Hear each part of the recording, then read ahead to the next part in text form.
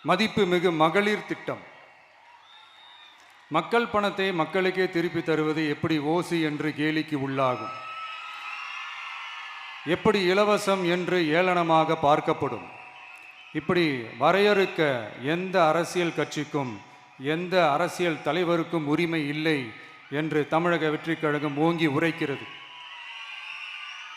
இந்தியாவில் நம்பர் 1ஆக இல்லாத மாநிலங்களில் கூட பெண்களுக்காக மாதம் வழங்கப்படும் தொகை அதிகமாக உள்ளது. ஆனால் நம்பர் 1 மாநிலம் என்று தனக்குத்தானே தம்பாட்டம் அடித்து கொள்ளும் வெற்றி விளம்பர மாடல் திமுக அரசில் மகளிர் உரிமை தொகை என்ற பெயரில் வெறும் 1000 ரூபாய் மட்டுமே வழங்கப்பட்டு வருகிறது.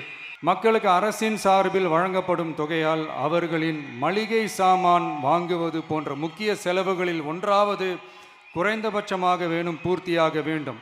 அந்த எண்ணத்தின் அடிப்படையில் யோசித்ததால் நாம் அமைக்க போகும் மக்கள் அரசு இனி 60 வயது வரை உள்ள அனைத்து குடும்ப தலைவிகளுக்கும் மாதம் 2500 ரூபாய்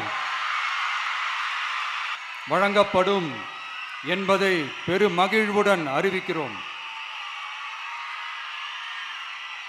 இதில் மாநில மற்றும் ஒன்றிய அரசு ஊழியர்களாக இருப்பவர்களின் குடும்பங்களுக்கு மட்டும் விதிவிலக்கு.